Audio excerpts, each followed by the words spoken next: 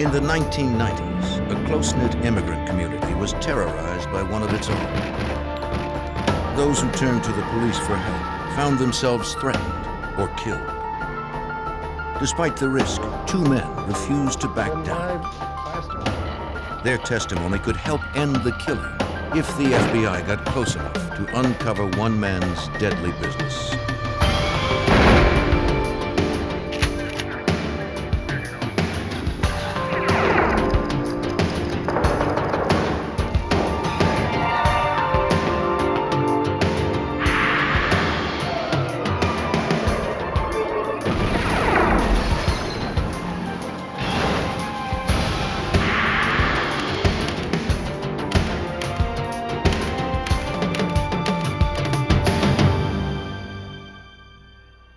Many immigrants escape the poverty of India to start new lives in the United States. Most dream of a better life for their families. One twisted the American dream into a nightmare. When people started turning up dead in New York's Indian community, law enforcement struggled to link fraud and murder to one powerful man. I'm Jim Kallstrom, former head of the FBI's New York office. When the promise of the American dream was shattered by murder and corruption, the FBI provided hope to those people who had seen their lives and families torn apart.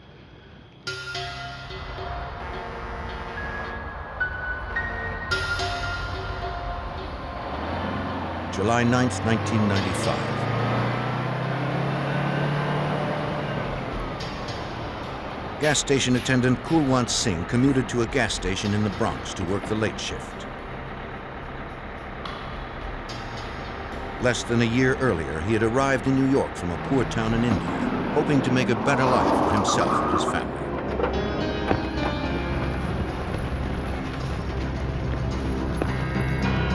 That night, he disappeared.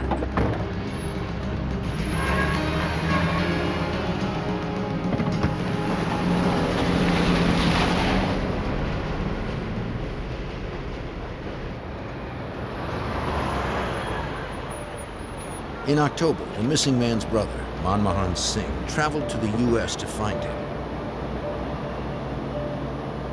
He hadn't heard from his brother in months. It wasn't like him not to write or call. He began his search in Queens at the address of one of his brother's friends. His name was Satinderjit Singh. His family was from the same village as the missing attendants. Although this friend had the same last name, he was not related.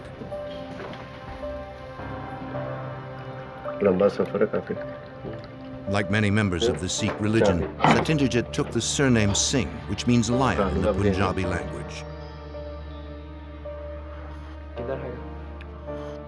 Satinderjit said a missing persons report had been filed, but police had found no trace of his friend. He advised the new arrival to be careful who he talked to.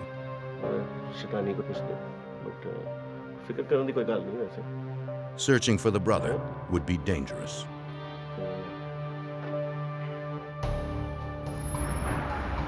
Manmohan visited the gas station in the Bronx where his brother had worked. He spoke to an attendant, but the man was afraid to respond. My brother's missing. I'm sorry. I'm looking for my brother. Have you seen him? His supervisor made it clear that no one should be asking questions. The employee was instructed to keep quiet.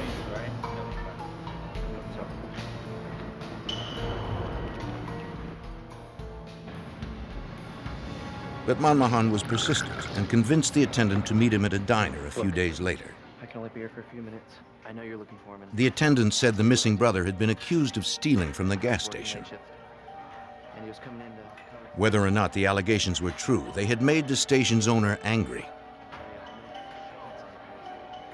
The attendant believed Manmohan's brother had been kidnapped and probably killed.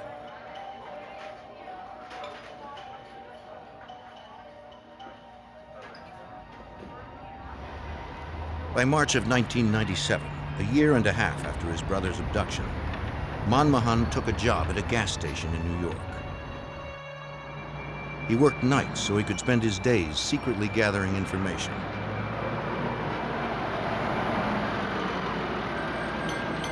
He believed he knew who was responsible and was ready to go to the police. Yeah, I need some oil.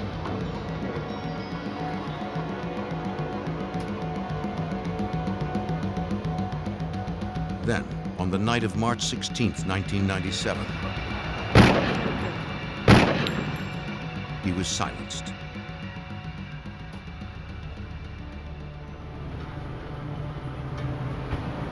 Brooklyn North homicide detectives received a call from a customer who found the body. 105, 1025. They photographed the crime scene to record its condition, then gathered evidence. They collected 2 shell casings from a 9mm Ruger.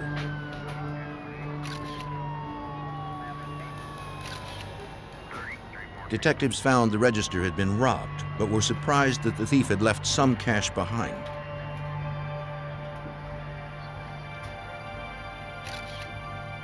Police also found no fingerprints.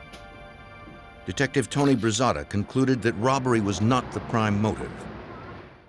We examined the scene, and it looked like it was a typical gas station robbery at the beginning, but then examining the scene thoroughly, it seemed that it was more like an assassination, or this person was a target because he was shot very close range behind the head, and he was on his knees. Detectives visited the Sikh temple where the funeral was being held. They knew this immigrant community was wary of outsiders, but hoped to find friends of the victim willing to talk. Good, how you doing? Satyendra Singh stepped forward. He told detectives that he knew the slain man. Okay. Detectives explained that without cooperation, the killer would likely go free. Okay. Yep, very good. Although he knew he was jeopardizing his own safety, he promised to meet with detectives and help them in any way he could. The following day, Satyendra Singh came to the police station as promised. Yes, sir. He brought with him another He witness, asked to do- Sarvjit, he who was always, also willing to talk. asked us to do wrong thing. Well, we believe he killed Manmohan. They told detectives they believed a wealthy and powerful Indian man named Dinza had ordered the murder of their friend, as well as the abduction of their friend's brother. Dinza was a corrupt and ruthless businessman who was well known in the Sikh community. Like many others, he had come to the U.S. from India in the mid-1980s with only a few dollars in his pocket. But his story was different than most. He had amassed an empire of more than 50 gas stations in and around New York City. And which was common with all the... The witnesses knew several of Dinza's employees and explained to Detective Teddy Braun that the millionaire would stop at nothing to protect his business. His whole thing was fear. He used the fear tactic that he had this community petrified of him. I mean, to the point where he could walk in and do something in front of hundreds of people and no one's gonna say nothing. Police also learned that Dinza was no stranger to crime. His record included convictions for felony assault, kidnapping, robbery, gas pump fraud, and weapons possession. He'd served time, but always managed to get back on the street to run his mafia-style operation. Within the Sikh community, Dinza was known as the Indian Godfather.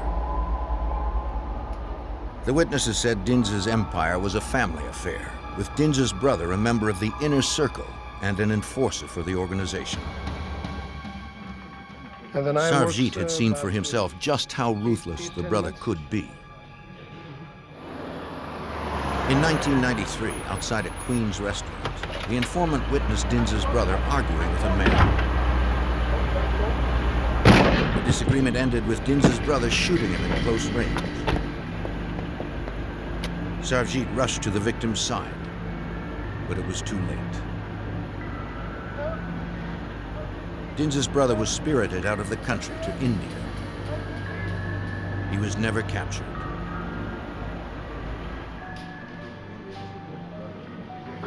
The witnesses now told the detectives that they'd heard the brother would soon be returning to America. They were risking their lives talking to police, but they couldn't let the violence continue. Yes, sir. Both promised to report when Dinza's brother arrived. He's going to be coming back to the United States because Dinza's company was getting so big that Dinza needed another hand. And Dinza was the type of person where he'd rather have family hands-on than outsiders when it came to his money. True to their word, in May of 1997, the witnesses told police that Dinza's brother was back in New York. Police set up outside the warehouse of Dinza's headquarters in Brooklyn, waiting for his brother to arrive. In front, it's clear. Both witnesses were present to assist police with identifying the murder suspect.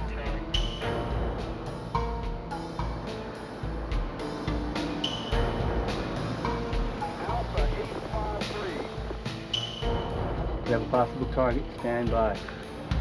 Armed with an arrest warrant, police surrounded the building and cordoned off all entrances, including the back doors of the warehouse. From the surveillance van, Satinderjit confirmed that it was Dinza's brother heading for the front door. We have a target entering the building. Moments later, officers reported that shots were fired inside the building.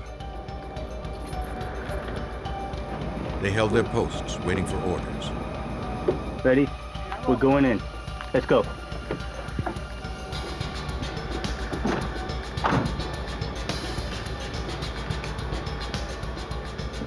Officers forcibly entered the front of the building. 3 men raced out the back door into the hands of police. The men were Dinza's brother, his cousin, and his nephew. All 3 were arrested.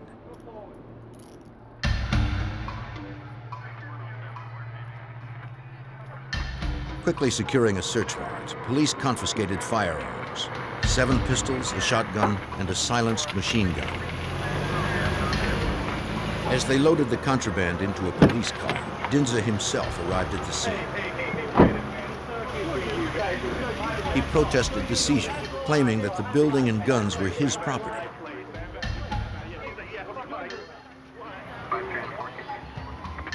But the guns were illegal. Police arrested him on weapons possession charges.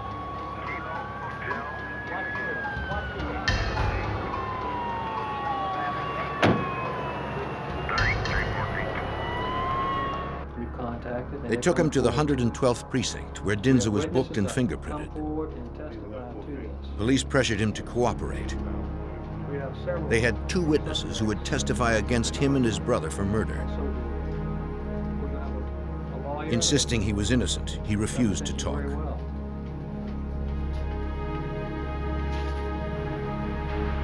Dinza was held in the Brooklyn Correctional Facility awaiting a bail hearing. But incarceration did not prevent the murder suspect from running his empire. Speaking in Punjabi so guards couldn't understand him, he coerced employees and acquaintances to find out who dared to testify against him and his brother. Besides witness statements, police had little other evidence. Dinza would be out on bail shortly. If he discovered the identity of the witnesses, they might not testify. Then, the murder and weapons charges against the brothers would have to be dropped. In May 1997, New York City police arrested 2 East Indian brothers who had been terrorizing their immigrant community for years. Except for the statements of 2 witnesses, investigators had little evidence against them. But they believed that Dinza was the ringleader and that he had ordered 2 murders and a kidnapping. Dinza had posted bail on May 4th, 1997, just days after his arrest. But his brother remained held on a murder charge in New York City's Rikers Island prison. Through informants, Dinza had learned the identity of the 2 witnesses against him. If they continued to cooperate with the police, he, his brother, and his multi-million-dollar gas station empire would be in jeopardy. Okay, tell me a little bit more. One of the witnesses, Satyendra Singh, was close with several employees of the suspected murderer. He knew a great deal about how Dinza ran his $60 million gas station chain.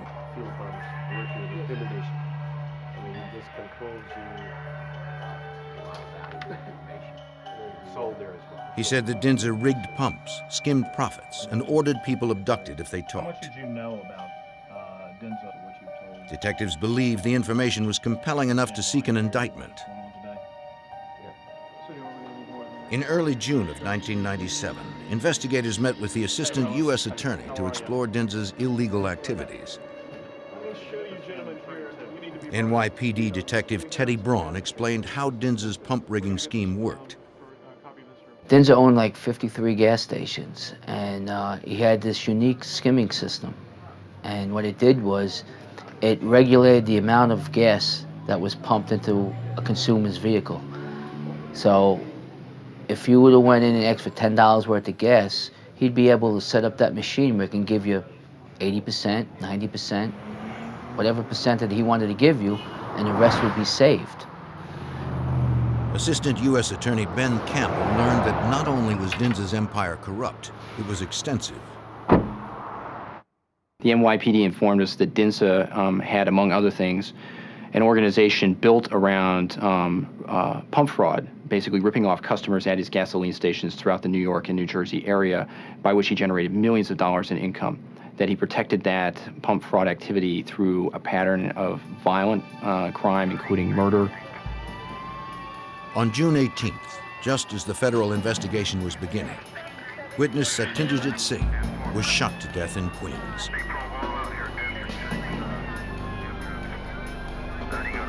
It was the day before Dinza's brother, suspected of murder, was scheduled to attend a hearing.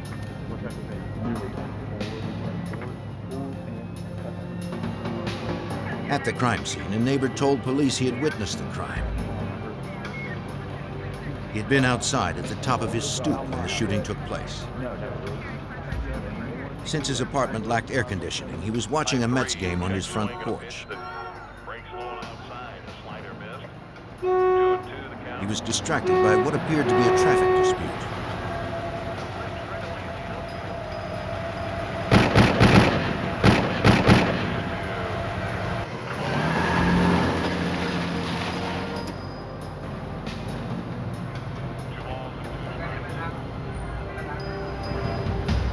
The neighbor described the shooter as a tall African-American male, but he never saw his face. The slain man's cousin was sitting beside his relative in the car when he was killed. The cousin told police it had all happened so fast. He was too shaken to remember any details.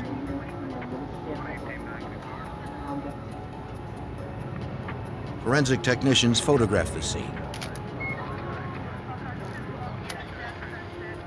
They collected shells that had been fired from a 9mm handgun. No other physical evidence was found. Nothing to prove that Dinza was responsible.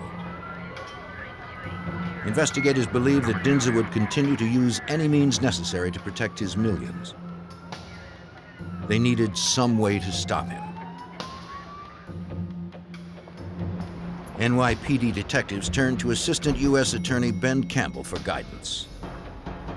He would refocus the investigation to take advantage of the federal RICO statute, the Racketeering Influence and Corrupt Organizations Act, a law used to prosecute organized crime. This looked like, had all the hallmarks of a racketeering prosecution. It had an organization with leadership, it had racketeering activity which generated income, and it had a pattern of criminal activity which spanned several years, almost a decade. This would widen the scope of the investigation considerably. The Assistant U.S. Attorney called on the FBI for help. Special Agent in charge Kevin Donovan from the FBI's New York field office worked the case. The FBI was planning on conducting a traditional organized crime investigation that would focus on development of cooperating witnesses, use of cooperating witnesses, review of records, and search warrants to focus on the multiple acts of violence and the multiple acts of fraud. That would not be easy. In order to develop new witnesses, agents would have to ensure the safety of those who came forward. As long as Dinza Singh was able to intimidate witnesses through violence, threats of violence, and homicides, our investigation would be very limited.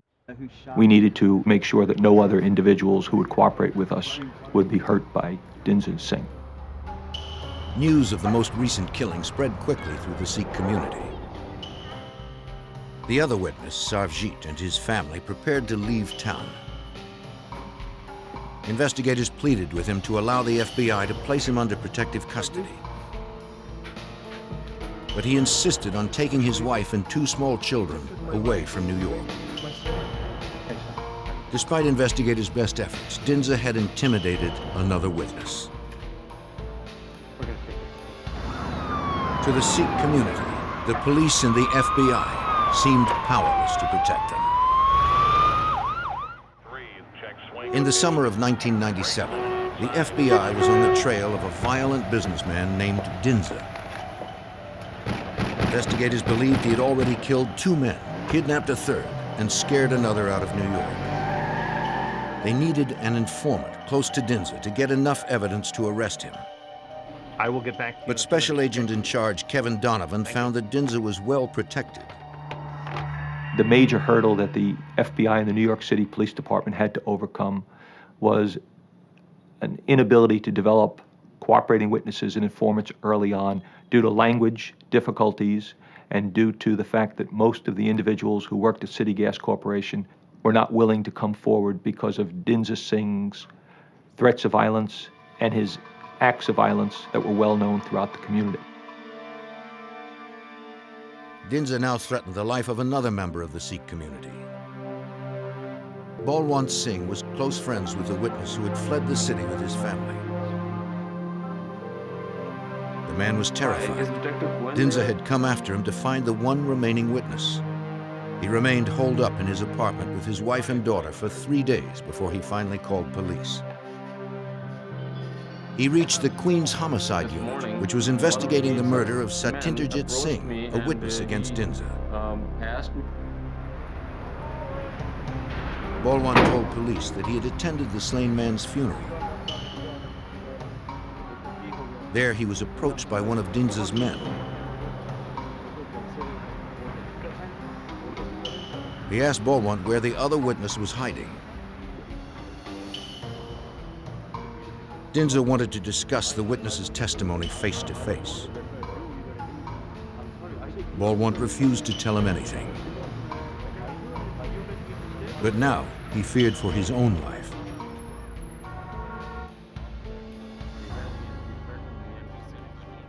Police told him that they would discuss the possibility of providing him and his family with protective custody. 2 detectives would be right over. Since the funeral, he had been ignoring the demands of the construction company he owned.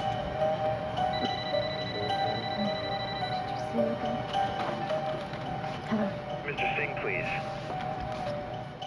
Hello? Yes, Mr. Singh. Need you Yeah. down here at the office. When the company called, he agreed to run an urgent errand. He left his frightened family, promising he'd return as soon as he could. He knew Dinza's reputation.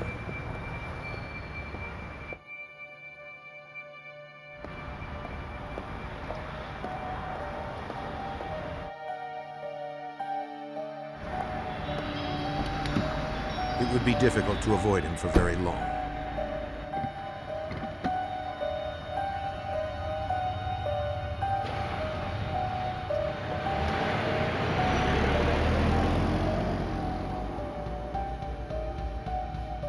Just minutes after pulling out, the man noticed a sedan that seemed to be following him.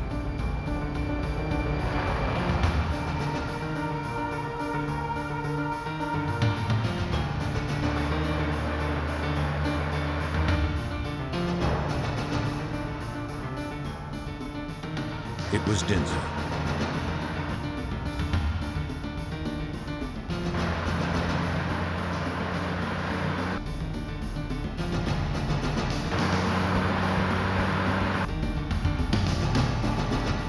Balwant didn't want to take any chances, so he returned home. Dinza sped away. As detectives headed for Balwant's apartment, they received a page.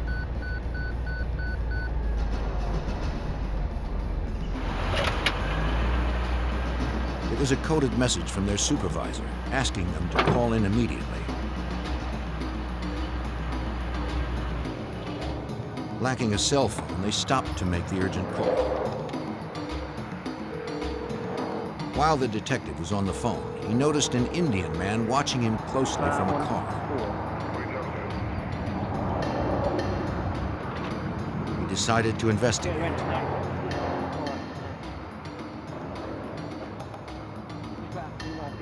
The detectives asked the driver for his license and registration.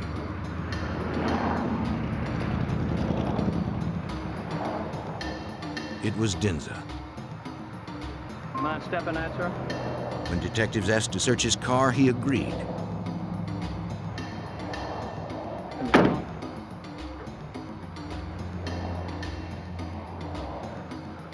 Inside, they found some gas receipts.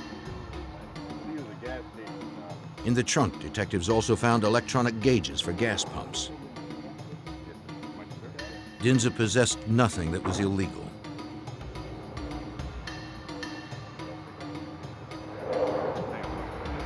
Since there was no outstanding warrant for his arrest, detectives let him go. The detectives were called away on an emergency. They never made it to the informant's home that day. The next morning, the man's frightened wife called police. Her husband had taken refuge in a friend's gas station. He waited anxiously for them to arrive and was relieved to see them pull up.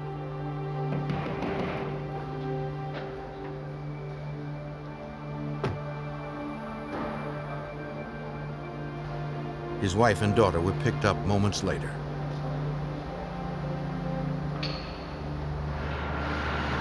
That evening, the family was taken to an undisclosed hotel outside of New York. The family would hide there under police protection until Dinza could be arrested.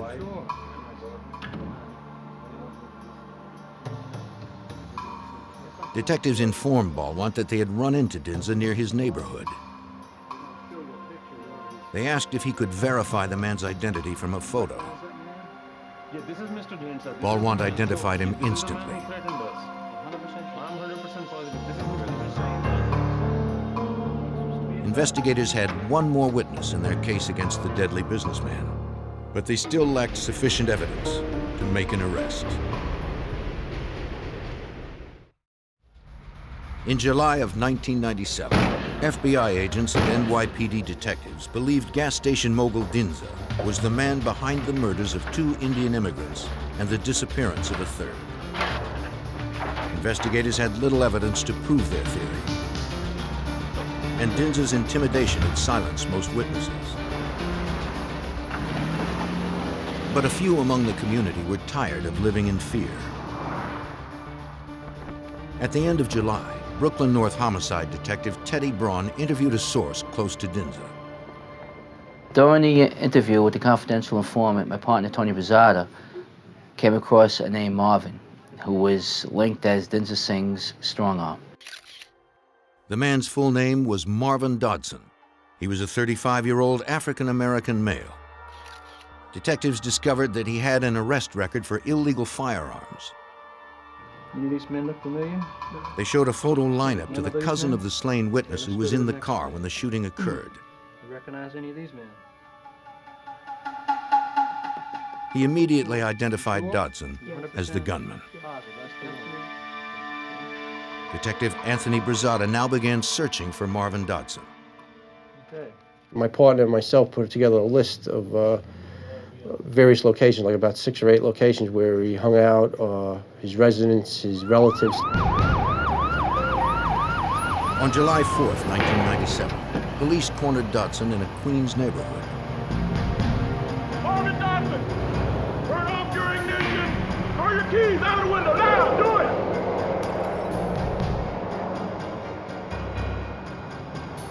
Jump out of the car, sir. They arrested him and took him to the station. Go to the door. Do it. Stop.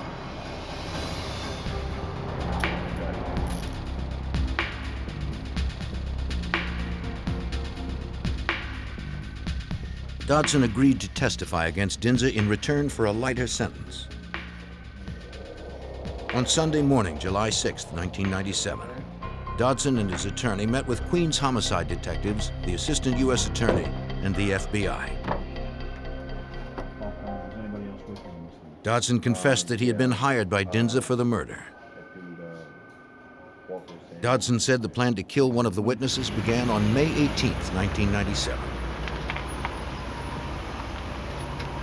At the time, Dinza had just been released on bail.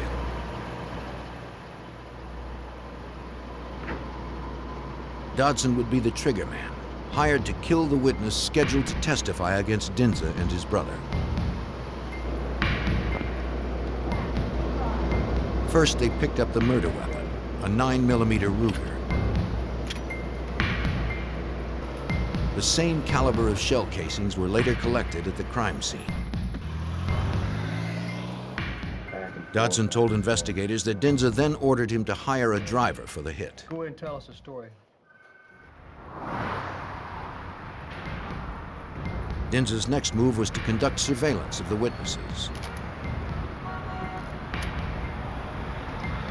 Assistant U.S. Attorney Ben Campbell recalls that Dinza provided Dodson with all the information he'd need to get to Satyendra Singh. He gave Mr. Dodson the address where Satyendra Singh lived, the license plate number to his vehicle, and instructed Mr. Dodson to watch Satyendra Singh and kill him at the first opportunity. What do you do with the gun? On June 18, 1997, Dodson received a phone call from Dinza. His boss told him that the witness needed to be dead before nightfall. Dinza's brother's hearing was the following day. The hit would send a message to everyone who considered testifying. Dodson said that he and his driver, Walter Jazz Samuels, met Dinza at one of his gas stations. Dinza provided them with a white van. They watched Satyendra house until he came out. He was with his cousin.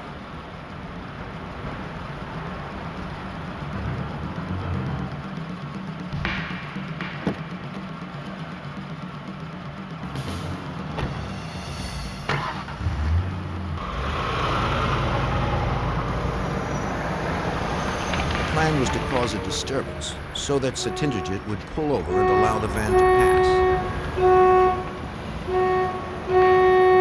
When he did, the van blocked him from moving.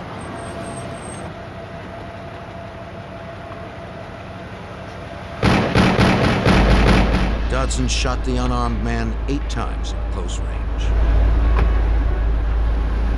The hitman's description of the events of that day corroborated a neighbor's statement to police. Dodson also told investigators that after the killing, he had returned the white van to Dinza's garage on Roosevelt Avenue. It's like a blue. He gave the gun back to Dinza, who paid him and the driver $20,000 for the hit. On July 6, 1997, police approached the Brooklyn home of Walter Jazz Samuels, the man who Dodson claimed had driven the van. Samuels. They arrested him without incident. New York City Police Department. Keep your head straight ahead. Police learned that Samuels had a record of previous arrests. With Samuels in custody, investigators turned their attention to Dinza. The U.S. Attorney's Office believed agents and detectives now had enough evidence to indict Dinza on federal racketeering charges. Special Agent in charge Kevin Donovan recalls that agents dispersed across the city to find him. FBI agents and New York City Police Department detectives initiated surveillances at several City Gas Corporation gas stations in which Dinza Singh was known to frequent. At 5 p.m. on July 7th, 1997, FBI agents and NYPD detectives followed Dinza to his Foster Avenue gas station. When he arrived, they arrested him for murder, kidnapping, pump fraud, and obstruction of justice in aid of a corrupt organization. The entire case hinged on the testimony of Dinza's hitman, Marvin Dodson. But because Dodson was a murderer, the U.S. attorney still needed to substantiate his story with other evidence or witness testimony.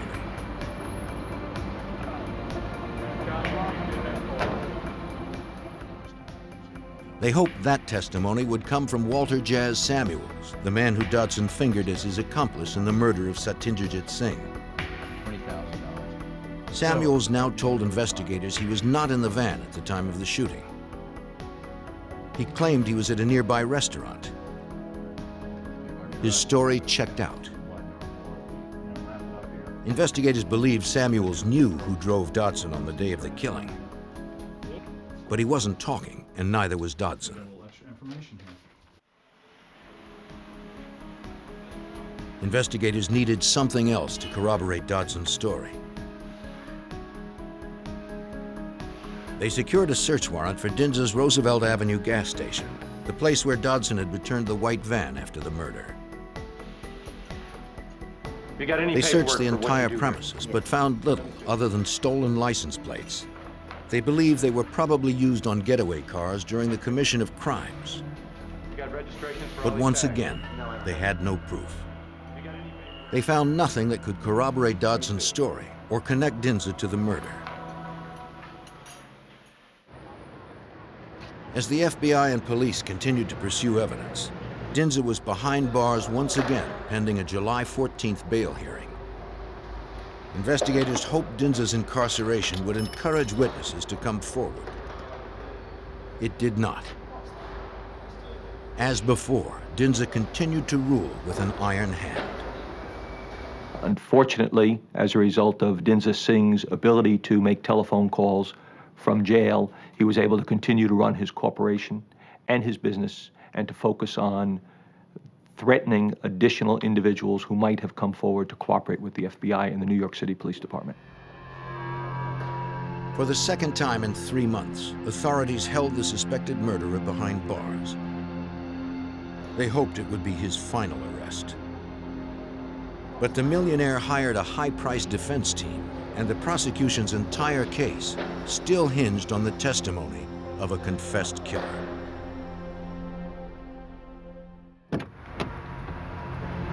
In July of 1997, a man named Dinza had been arrested on federal racketeering charges that included murder and kidnapping to protect his corrupt business empire.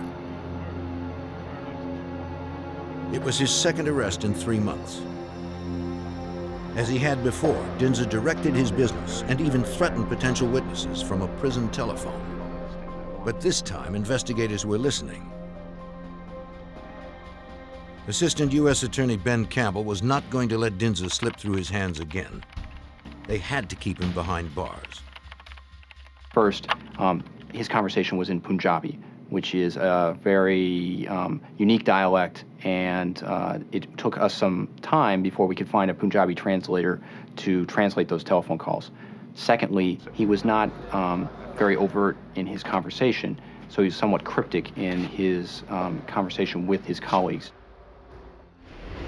The translations opened a rare view into just how tightly Dinza held the reins to his empire.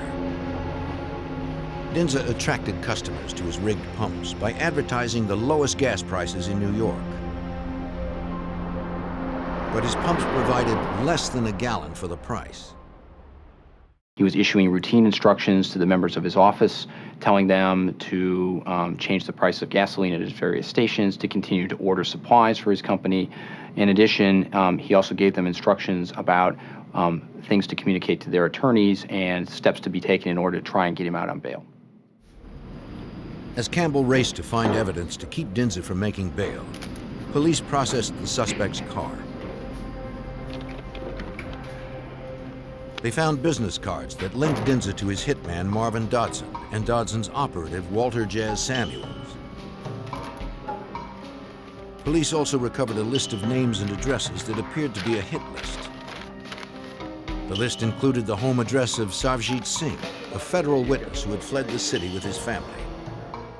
Names, lists, Balwant Singh, who was under protective custody, had also made the list. Dodson's phone number right here. 7 more men with Punjabi names appeared as well. It was just what investigators needed to keep Dinza from making bail. While they did not know whether these men were dead or alive, they knew who might. Agents asked Walter Samuels about the list, hoping it would prompt his memory. Explain what's going on with that list. He finally opened up. And He said that Dinza had planned to kill those 9 men. 2 of them, Balwant and Sarvjit, were federal witnesses. The other 7 were Balwant's family members. They were all still alive. Once again, agents would need to corroborate the story. Confined in the room next door, Marvin Dodson and his lawyer waited to be questioned. look at it. Tell me what it means to you. Dodson confirmed Samuel's story and added something else. He said that on July 3rd, just days before Dinza's most recent arrest, Dinza had purchased 2 used police cruisers as part of the assassination plan. Well, Dodson had copies of the titles, which his lawyer now offered to the agent as proof. I assume. Mr. Dinsa's plan was for Mr. Dodson and Mr. Samuels to pose as law enforcement officers and to stop Balwant Singh on the street along with members of his family and kidnap them and bring them to Mr. Dinsa at an undisclosed location. You're going to try to cram all these people in. Feeling the pressure and hoping to cut a deal, Samuels now told investigators the name of the man who drove the white van during the murder. His name was Evans Alonzo Powell. Because Powell had no arrest record, Dodson wanted to protect him. He had threatened Samuels not to give him up. On July 19, 1997, police arrested Powell on a Brooklyn street. He agreed to cooperate. Powell admitted that he had driven the van for the murder in Queens. Investigators finally had their corroborating witness. You were driving. Powell also talked about another crime. Tell us more about where. Dinza had ordered the murder of the Indian man who had traveled to America to search for his missing brother. Heard other people talking about it on the street. Powell was present when Dodson killed the attendant at the Brooklyn gas station on the night of March 16, 1997. Need some oil. Detective Tony Brizada remembers Dodson's confession. He admitted shooting him twice in the head, had him kneeling down. And he said he got paid by Singh for doing this. That Singh wanted this person killed. He didn't give him a reason, but he just wanted him killed. Dinza had paid Dodson just $4,000 for taking the man's life. Dodson stole money to pay Powell for being the lookout.